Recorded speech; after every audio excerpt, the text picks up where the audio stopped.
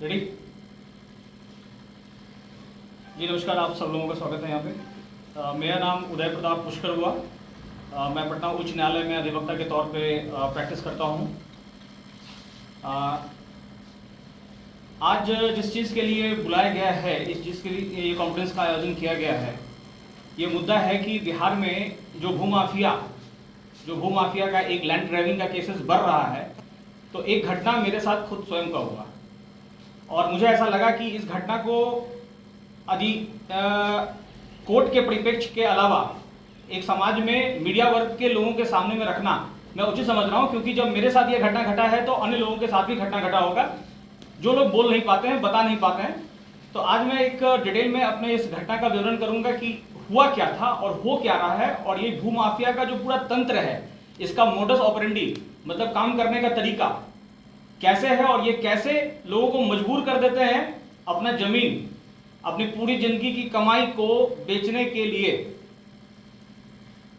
हुआ ऐसा कि पिछले साल 2023 में 11 दिसंबर 2023 को मुझे, मेरा जमीन है आपका बैरिया करणपुरा के आगे एक जोलबिघा गांव पड़ता है, तो वहीं 2 कट्ठे का प्लॉट है जो मेरी माताजी किरण कुमारी के नाम से रजिस्टर्ड है, जो मेरे पिताजी खरीदे थे करीब 1996 में।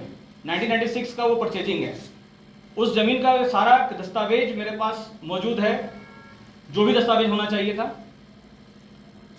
11 दिसंबर 2023 को मुझे एक फोन आता है, उसमें एक वहां के स्थानीय हैं, उनका नाम चंदन सिंह है। तो वो हमको बोलते हैं कि ऐसा है कि आपका जमीन है यहाँ पे, आप यहाँ बाउंड्री करवाने जा रहे हैं, तो हम आपको बाउंड्री नहीं करने देंगे। बोले क्यों भाई, आप बाउंड्री क्यों नहीं करने दीजिएगा? तो ऐसा है कि आपका 2 कट्ठा जमीन है तो 1 कट्ठा जमीन हमको चाहिए। और ये ऑन रिकॉर्ड जो मेरे मोबाइल फोन में रिकॉर्ड हुआ वो थ्रेटिंग था कि हमको 2 कट्ठा में से 1 कट्ठा जमीन चाहिए। हम देने से इनकार कर दिए, तो बोले कि आप यहां कभी भी भवन निर्माण नहीं कर सकते। हमें ठीक है, कोर्ट के लिए लेट हो रहा था, किसी तरह से हम कोर्ट पहुंचे। अब दिमाग में चल रहा था कि आखिर इस शख्स का इतना हिम्मत कैसे हुआ कि वो रंगदारी मांग रहा है 1 कट्ठा जमीन दे दो, और वो भी एक प्रैक्टिसिंग एडवोकेट, पटना हाईकोर्ट के प्रैक्टिसिंग एडवोकेट से मांग रहा है कि 1 कट्ठा जमीन दे दो। ठीक है, एक दिन तो सोचते अपने सीनियर से बात किए, जो मेरे मित्र बंधु थे सबसे बात किए कि भाई ऐसे ऐसे मेरे साथ रंगदारी का है, वो रंगदारी एक डिमांड कर रहा है 1 कट्ठा जमीन, क्या करे नहीं करे। अगले दिन हमको लगा कि मैं अब हम लोग इस पेशा में है, तो हम अपने क्लाइंट को क्या सजेशन देते हैं? अपने क्लाइंट को सजेशन देते हैं कि आप लीगली जाइए, अगर आपके साथ गलत हो रहा है तो आप पुलिस में जाइए, पुलिस आपकी मदद करेगी, आप कोर्ट में जाइए, कोर्ट आपका मदद करेगा। तो हम अपने आप को दूसरा रास्ता हम भी अख्तियार नहीं करना चाहते थे, हम भी थाना गए। 12 दिसंबर 2023 हम थाना गए। थाना में मैंने लिखित आवेदन दिया, तो वहां जो बैठे थे उस समय पदाधिकारी थे थाना में, तो वो उसको कॉल किए तो वो आदमी बताया कि नहीं ऐसा कोई रंगदारी का विषय नहीं है, वो डिमार्केशन का इशू है कि थोड़ा नापी में हम दोनों के बीच में विवाद है। तो जो वहां पदाधिकारी संबंधित थाना गोपालपुर पड़ता है वहां पे, तो वो बोले कि ठीक है, जब डिमार्केशन का इशू है तो आप ऐसा कीजिए कि आप सीओ के पास चले जाइए, अंचल कार्यालय, संबंधित अंचल कार्यालय, और वहां एक डिमार्केशन का एक एप्लीकेशन दे दीजिएगा, सरकारी जमीन जाएंगे, आपका जमीन को नाप देंगे, आप उस पर बाउंड्री करके अपना घर बनाइएगा। यहां तक बात समझ में आया। संबंधित अंचल कार्यालय गए, मेरा वहां से नापी होने विलंब होने लगा, और कुछ आवेदन ऐसा दिया गया जिसके कारण असंतुष्ट होकर के पटना हाईकोर्ट में हमको एक CWJC करना पड़ा। तो CWJC 8001/2024, इसमें 18 जुलाई 2024 को इस केस में एक आदेश पारित हुआ, जिसमें सीओ सर्किल ऑफिसर संपतचक को यह डायरेक्शन मिला कि वो जाकर के वो जमीन को नापेंगे। अब सर्किल ऑफिसर संपतचक से उनको 22 तारीख को उनको फोन आता है, 22 जुलाई 2024 को, कि आपके जमीन का नापी है, आप आ जाइए। उस दिन हम लोग यहां से जाएंगे और आपके जमीन को नापेंगे, फिर आपको जैसे बाउंड्री करना होगा आप बाउंड्री कीजिएगा। हम ये बात बोले भी सर्किल ऑफिसर को कि सर आप जा रहे हैं वहां, अब वो लोग भूमाफिया है, भूमाफिया का तंत्र इतना मजबूत है कि आपको इतना आसानी से नापी करने देगा नहीं, तो आप थाने में एक आवेदन दे दीजिए और कुछ सुरक्षा बल ले लीजिए, महिला पुलिस के साथ ले लीजिए, ठीक है, कि ताकि विधि व्यवस्था वहां कायम रहे। वो बोले कि सर कोई दिक्कत नहीं है, वहां दिक्कत होगा तो करेंगे। फिर भी हम थाने में जाकर सुबह में खुद से एक आवेदन दे दिए थाना प्रभारी को कि सर वहां ऐसा ऐसा नापी है और अगर कोई दिक्कत होगा तो आपको आना होगा, नहीं तो वहां विधि व्यवस्था खराब हो सकता है।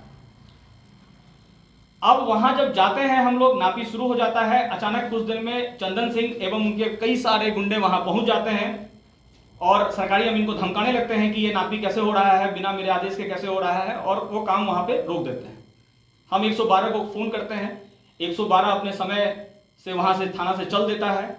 जब तक 112 के पुलिस अधिकारी को आने में वक्त लगता है तब तक ये लोग प्लॉट पे टिकते हैं, और जैसे ही अधिकारी महोदय वहां पहुंचते हैं उसके पहले ये सब लोग वहां से भाग जाते हैं। अब सरकारी अमीन तो काम रोक दिया डर के मारे।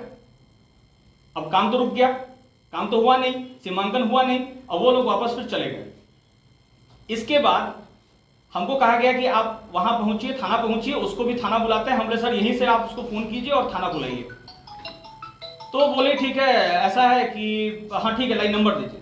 तो वो फोन किए तो चंदन ही फोन उठाया, और जब बुलाया गया तो वो बोला कि ठीक है हम थाना पहुंच रहे हैं। जब हम लोग सब लोग थाना पहुंचे, मेरा पूरा परिवार, मेरी माता जी भी थी, मेरे पिताजी भी थे, सब लोग थे। जब हम लोग पूरा थाना पहुंच गए, जब उसको दोबारा फोन किया गया तो वो बोला कि ऐसा है कि मेरी वाइफ प्रेग्नेंट है और इस कारण से हम थाना नहीं आ सकते हैं, और वो थाना नहीं आया। अब उस पर तो हम कुछ कर नहीं सकते थे, लेकिन थाना प्रभारी महोदय को फिर मैंने जाकर के एक आवेदन दिया कि कम से कम ये जो मुद्दा है, अब इसमें बात समझिए, ये जमीन विवाद का मुद्दा है ही नहीं। बस इसी क्लैरिफिकेशन के लिए इस प्रेस कॉन्फ्रेंस को बुलाना मुझे आवश्यक लगा कि ये जमीन विवाद का मुद्दा है ही नहीं, कंप्लीट रंगदारी है, एक्सटॉर्शन ऑफ मनी है। अब एक्सटॉर्शन ऑफ मनी को अगर जमीन विवाद, भूमि विवाद का रूप दिया जा रहा है तो ये कहीं ना कहीं ये पूरा भूमाफिया तंत्र का एक मोडस ऑपरेंडी है कि आप एक कोई भी केस कर दीजिए किसी जमीन पे, वो जमीन तो फिर बिकेगा नहीं। जब बिकेगा नहीं तो जिनका जमीन है वो आपसे औने पौने में सेटलमेंट करने के लिए मजबूर हो जाएंगे।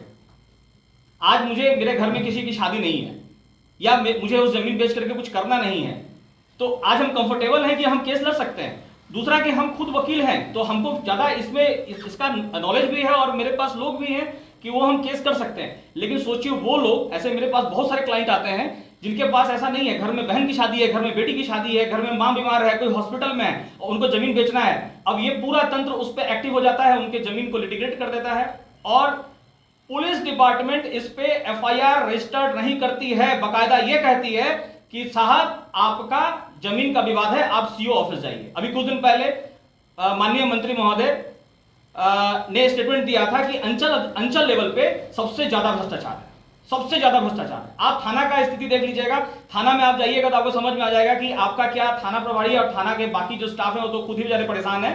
ठीक है, थाना प्रभारी महोदय का कहना है कि हमारे पास सिपाही नहीं है, हम कैसे ऑपरेट कर सकते हैं। ठीक है, अब इन सब मुद्दों में एक बड़ा प्रश्न हमारे सामने ये आता है, जिस प्रश्न के साथ मैं अपने इस प्रेस कॉन्फ्रेंस को समापन करूंगा, कि क्या ये भूमि का विवाद है या एक्सटॉर्शन ऑफ मनी है। पॉइंट नंबर 2,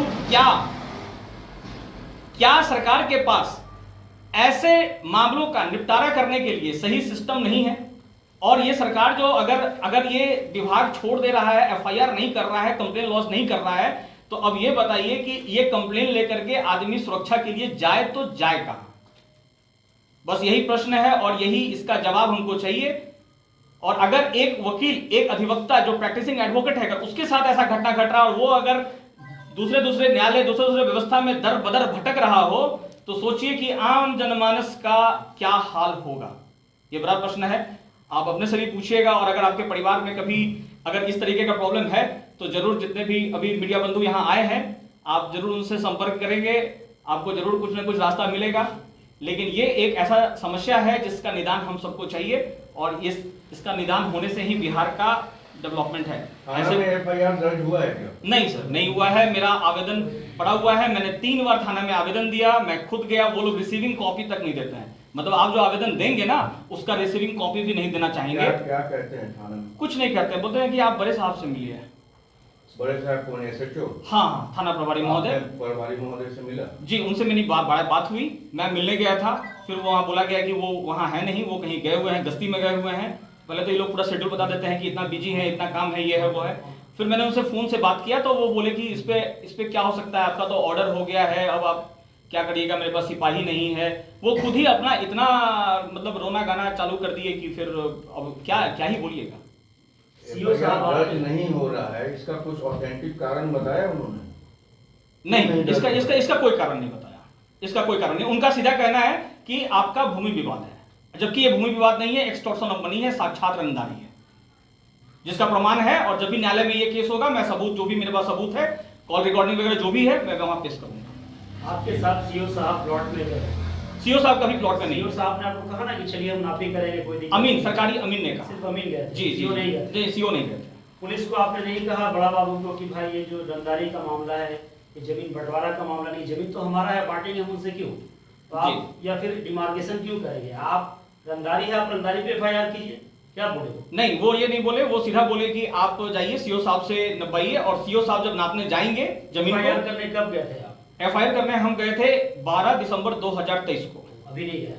अभी भी गए हैं, दो दिन लगातार गए, 23 तारीख को भी गए हैं और कल भी गए हैं। अभी जो भारतीय न्याय संहिता आया है जी उसके तहत आप किसी भी थाने से एफआईआर कर सकते हैं जी, कर या सकते फिर हैं। ऑनलाइन कर सकते हैं, जो जी। सिस्टम अभी नया सरकार लेकर आई है। जी, कर सकते हैं। उस माध्यम से आप कीजिए। जी, हम ऑनलाइन जैसे अब ऑनलाइन जो भेजने का प्रक्रिया है, जो व्हाट्सएप है, ग्रुप है आपका थाना का बना हुआ है, उसमें हम भेज चुके हैं। मेरा एफआईआर भी जा चुका है, और समय समय जितना भी मेरा कम्युनिकेशन हुआ है थाने के साथ, सब ऑनलाइन जा चुका है।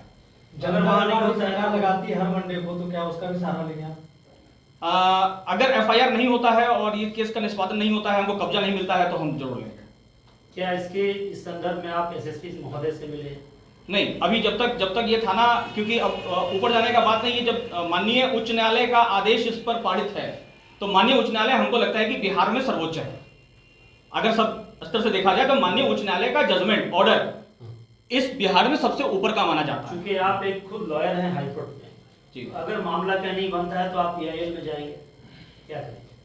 देखिए, अभी पीआईएल का तो ये मुद्दा नहीं बनेगा, लेकिन हाँ, एक चीज जरूर है कि जो मोडस ऑपरेंडी है ये भूमाफिया तंत्र का, उसको एक्सपोज करने के लिए अगर ऐसा कोई पीआईएल करना पड़े तो जरूर करेंगे। इतना माफिया तंत्र बढ़ गया, इसके खिलाफ तो आप जा सकते हैं पीआईएल में। इसके लिए देखिए, जा सकते हैं जी, बिल्कुल बिल्कुल बिल्कुल जा सकते हैं, बिल्कुल जाएंगे। और ये मुद्दा एक ट्रैक लाइन दिया है, ये आगे बढ़ेगा तो बिल्कुल जा सकते हैं। बिल्कुल। धन्यवाद। अपना परिचय देके खत्म कीजिए। जी, फिर मेरा नाम उदय प्रताप पुष्कर हुआ, और मैं पटना उच्च न्यायालय में प्रैक्टिस करता हूँ एडवोकेट के तौर पे, और यही मेरा मैटर है। CWC नंबर 8001/2024, 18 जुलाई 2024 को जो निर्णय हुआ था माननीय उच्च न्यायालय के द्वारा, उसी के द्वारा मेरी जमीन की नापी की जानी थी, और उसी के बीच में जो विवाद हुआ था, फिर जो एफआईआर नहीं लिया गया, वही मेरा केस है।